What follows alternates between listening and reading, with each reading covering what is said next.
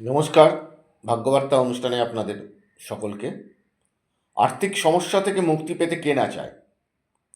যদি বাস্তুতে অশুভ প্রভাব থাকে তাহলে অবশ্যই মঙ্গল ঘট আপনারা বাড়িতে প্রতিষ্ঠা করবেন, সঙ্গে শ্রীযন্ত্রম দক্ষিণামূর্ত এবং সঙ্গে হরস্কোপ দেখে তার প্রতিকার। আর্থিক সমস্যা থেকে মুক্তি পাওয়ার জন্য আপনি বাড়িতে লবঙ্গ অবশ্যই পোড়াতে পারেন।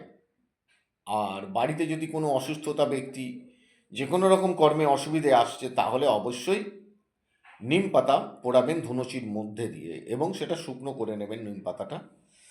3 নম্বর, ঘরোয়া ঝামেলা থেকে যদি মুক্তি পেতে চান, কিছু ঝামেলা অশান্তি লেগে থাকে, তাহলে হলুদ সরিষা অবশ্যই ধুনুচির মধ্যে দিয়ে পোড়াবেন।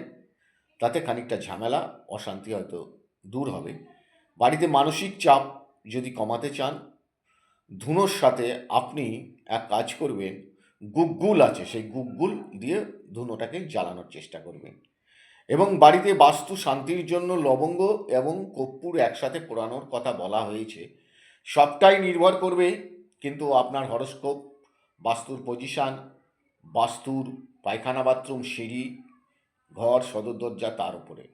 যারা এই ধরনের টোটকা ইউজ করছেন, ব্যবহার করছেন, তারা অবশ্যই আপনাদের হরস্কোপগুলোর দিকে একটুখানি খেয়াল রাখবেন, বাস্তুর দিকে খেয়াল রাখবেন এবং তার প্রতিবিধান নেবেন।